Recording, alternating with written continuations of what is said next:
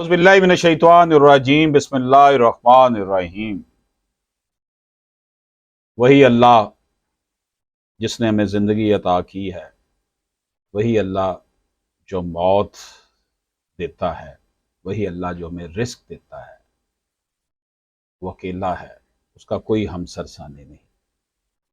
ناظرین اکرام، اللہ پاک کے بابرکت نام سے اور نبی پاک صلی اللہ علیہ وآلہ وسلم کے بابرکت نام سے آج ہم اپنی اس گفتگو کا آغاز کر رہے ہیں۔ ناظرین، آج پاور آف اٹارنی کی بات کریں گے، جسے ہم مختار نامہ بھی کہتے ہیں۔ عام حالات میں کسی قانونی عمل، لیگل پروسیس یا قانونی ذمہ داریوں کو سر انجام دینے کے لیے ضروری ہے کہ وہ کام یا تو خود سر انجام دیا جائے، یا اگر وہ شخص خود سر انجام نہ دے سکتا ہو تو وہ کسی دوسرے شخص کو اختیار دے کر وہ کام کروا سکتا ہے۔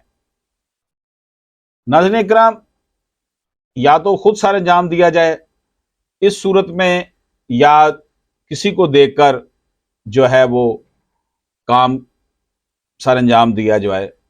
اول ذکر صورت میں اختیار دینے والے شخص کو مختار کنندہ یعنی پرنسپل، یعنی جو دوسرے کو پار دے رہا ہے اسے پرنسپل کہا جائے گا۔ جس شخص کو یہ اختیار دیا جاتا ہے اس کو مختار اٹارنی کہا جاتا ہے۔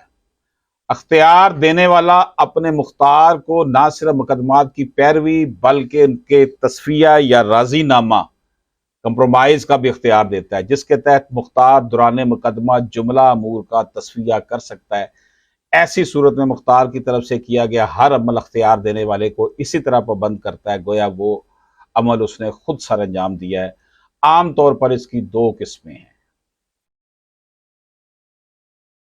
تو اس میں جناب پہلا ہے مختار نامہ عام، جنرل پاور آف اٹارنی، دوسرا ہے اسپیشل پاور آف اٹارنی، مختار نامہ خاص۔ تو مختار نامہ عام جو ہے، اس کا مطلب یہ ہے کہ مختار یعنی اٹارنی مختار نامہ میں درج ایک سے زائد امور کو عمومی اجازت کے تحت سر انجام دے سکتا ہے اور اس کا ہر عمل مختار کنندہ پر لاگو ہوگا۔ مختار نامہ خاص کی جب ہم بات کرتے ہیں اسپیشل پاور آف اٹارنی کی، میں مختار صرف اسی مخصوص امر یا کام کو سر انجام دے سکتا ہے جس کی تصریح مختار نامہ میں کی گئی ہو۔ پاور آف اٹارنی جنرل یہ ہے کہ وہ سب کچھ کر سکتا ہے، لیکن مختار نامہ خاص کیا ہے؟ جس اسپیسیفک کام کے لیے اس کو اختیار دیا ہو۔ یہ بات قابل ذکر ہے کہ کسی دوسرے شخص کو دیا گیا اختیار یعنی پاور آف اٹارنی، خواہ وہ خاص ہو یا عام، دونوں صورتوں میں اس کا تحریری شکل میں ہونا لازمی ہے، اور یہ اختیار کسی دوسرے شخص کو زبانی طور پر تفویض نہیں کیا جا سکتا۔ البتہ اگر دستاویز یعنی پاور آف اٹارنی میں کسی غیر منقولہ جائیداد کے فروخت کرنے یا رہن رکھنے کا اختیار دیا گیا ہو تو ایسی دستاویز کو زیر دفعہ 17 رجسٹریشن ایکٹ 1908 رجسٹرڈ ہونا لازمی ہے۔ ناظرین کا مختار نامہ کی دستاویزات پر اسٹامپ۔ اگر مختار نامہ عام میں جائیداد کے بیع کرنے یا کسی بھی طرح سے منتقل کرنے کا اختیار بھی شامل ہو تو یہ دستاویزات ہر صوبے میں مختلف مالیت کے اسٹامپ پر تحریر ہوں گی۔ اگر مختار نامہ کسی عدالت میں مخصوص کام کے لیے زیر سماعت مقدمے کی پیروی سے متعلق ہو تو اسے مختار نامہ خاص کہیں گے، جو ہر صوبے میں ریٹس اس کے مختلف ہوتے ہیں، ہر بجٹ میں وہ بڑھ جاتے ہیں، کم ہو جاتے ہیں۔ اگر مختار نامہ نوٹری پبلک یا مجسٹریٹ سے تصدیق کرانا مقصود ہو تو اس پر بھی ٹکٹ لگتا ہے۔ ناظرین اکرام، ہم بات کریں گے مختار نامہ کے صحیح ہونے کا قیاس، presumption as to power of attorney.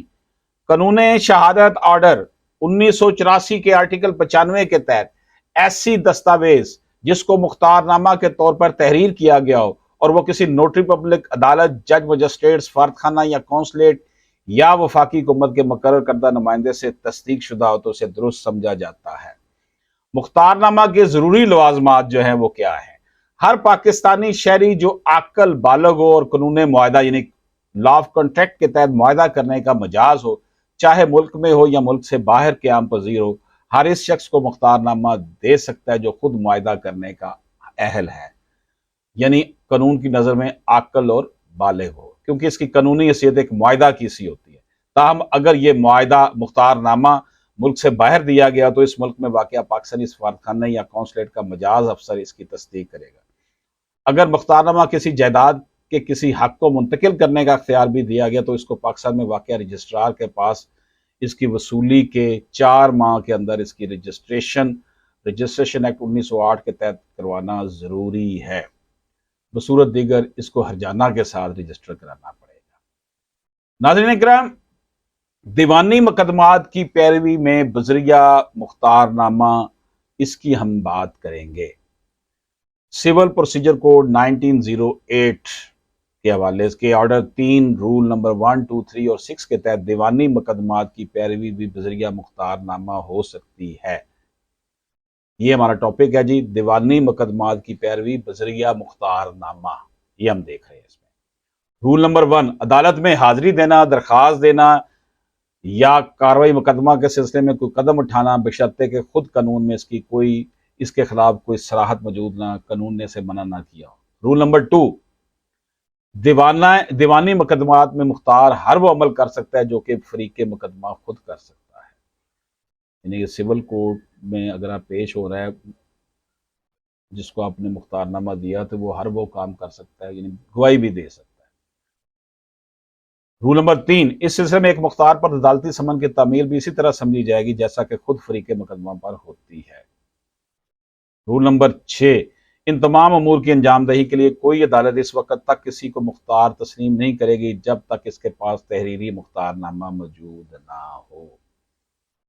ناظرین اکرام، ہم نے اس میں دیکھا دیوانی مقدمات کی پیروی بذریعہ مختار نامہ، اختیار دہندہ اور مختار کی دیوانی اور فوجداری ذمہ داری کیا ہے۔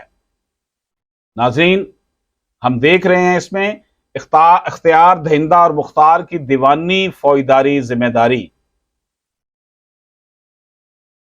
Civil and criminal liability of principal and attorney. اختیار دہندہ کی دیوانی ذمہ داری کیا ہے جی؟ سول لیبلٹی آف پرنسپل، اگر مختار نامہ میں دیے گئے امور کی انجام دہی کے دوران کسی تیسرے فریق کو کوئی نقصان ہو جائے تو اختیار دہندہ اس کا ذمہ دار ہوگا بشرطے کہ اس عمل کی مختار نامہ میں اجازت دی گئی ہو۔ نمبر 2 ہے جی مختار نامہ کی ذمہ داری۔ مختار کی دیوانی ذمہ داری کیا ہے؟ اختیار دہندہ کی دیوانی ذمہ داری، اب ہے مختار کی دیوانی ذمہ داری، سول لیبلٹی آف اٹارنی۔ اگر کوئی مختار یہ جانتے ہوئے بھی کہ اس کا مختار نامہ منسوخ ہو چکا ہے یا کسی دیگر وجہ سے مثلا اختیار دہندہ کے دیوالیہ ہونے، پاگل ہونے یا موت کے باعث منسوخ ہو چکا ہے، تو وہ مختار تمام معاہدہ جات نقصانات کا ذاتی طور پر ذمہ دار ہوگا۔ البتہ اگر وہ نیک نیتی سے کوئی معاہدہ کرتا ہے جس کا تیسرے فریق کو اس کا علم نہ ہو تو ایسی صورت میں مختار اٹارنی ذمہ دار نہ ہوگا۔ تاہم تیسرا فریق اگر مختار نامے کی منسوخی کے بارے میں باخبر تھا یا اس کے علم میں تھا تو ایسی صورت میں مختار نقصان کا ذمہ دار نہ ہوگا بلکہ تیسرا فریق ذمہ دار ہوگا۔ ناظرین اکرام، اس میں ہم نے دیکھا اختیار دہندہ اور مختار کی دیوانی اور فوجداری ذمہ داری کیا ہے۔ تو اب ہم دیکھ رہے ہیں اس میں اختیار دہندہ جو ہے اس کی اختیار دہندہ اور مختار کی فوجداری ذمہ داری۔ ابھی ہم نے پڑھا تھا اختیار دہندہ کی اور مختار کی دیوانی ذمہ داری۔ اختیار دہندہ کی فوجداری ذمہ داری، کرمنل لیبلٹی، عام حالات میں اختیار دہندہ اپنے مختار کے فوجداری جرم کے ارتکاب کا ذمہ دار نہیں ہوتا۔ کرمنل لیبلٹی آف اٹارنی، مختار کی فوجداری ذمہ داری، اگر مختار کسی ایسے امور میں جس کے متعلق اسے اجازت دی گئی ہو یا کسی جائیداد جو اس کو مختار نامہ کے تحت سپرد کی گئی ہو بددیانتی کا مرتکب ہوتا ہے تو اس کے خلاف تعزیرات پاکستان 1860 کے سیکشن 409 کے تحت سزا اس کو دی جا سکتی ہے۔ ناظرین اکرام، اس میں ہم نے دیکھا مختار نامہ جو فوجداری لیبلٹی کیا ہے اور سول لیبلٹی کیا ہے، پھر دیکھا کرمنل لیبلٹی اختیار دہندہ کی اور کرمنل لیبلٹی اٹارنی کی۔ تو یہ اہم ٹاپک جو بات کر رہے ہیں، منسوخی مختار نامہ۔ مختار نامہ چاہے عام ہو یا خاص، مختار کنندہ اس کو کسی بھی وقت منسوخ کر سکتا ہے۔ یہ بڑا امپورٹنٹ ٹاپک آپ کی خدمت میں پیش کر رہے ہیں کہ پاور آف اٹارنی کو منسوخ کرنا۔ مختار نامہ چاہے عام ہو یا خاص، مختار کنندہ اس کو کسی بھی وقت منسوخ کر سکتا ہے یا مختار کنندہ کی موت کی صورت میں یہ خود بخود منسوخ ہو جاتا ہے۔ اول الذکر صورت میں رجسٹرار کے پاس اس کی منسوخی درست کرائی جائے اور ساتھ ہی اخبار میں منسوخی کا اشتہار دینا بھی ضروری ہے۔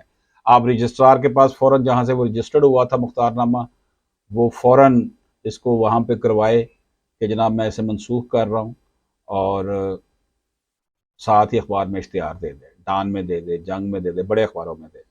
بصورت دیگر جس مقصد کے لیے مختار نامہ جاری کیا گیا ہو، اس مقصد کے ختم ہونے پر خود ختم ہو جاتا ہے۔ جہاں ایک سے زائد آدمی مقرر ہوئے، ان میں سے ایک کی موت کی صورت میں دوسرا شریک آدمی مختار نامہ استعمال نہیں کر سکتا، یا مختار کی ایسی ذمہ داری بار سے جس کی بنا پر وہ مختار نامہ دیے گئے امور پر مزید کام نہ کر سکتا ہو، یا وہ ایجنٹ اس کے لیے مزید کام نہ کر سکتا، مثلا مختار زندہ کی موت، پاگل پن یا دیوالیہ ہونے کی وجہ سے۔ تو ناظرین اکرام، یہ تھی ہماری آج کی گفتگو۔ اشرف آسمی ایڈوکیٹ کو اجازت دیجیے۔ اللہ حافظ۔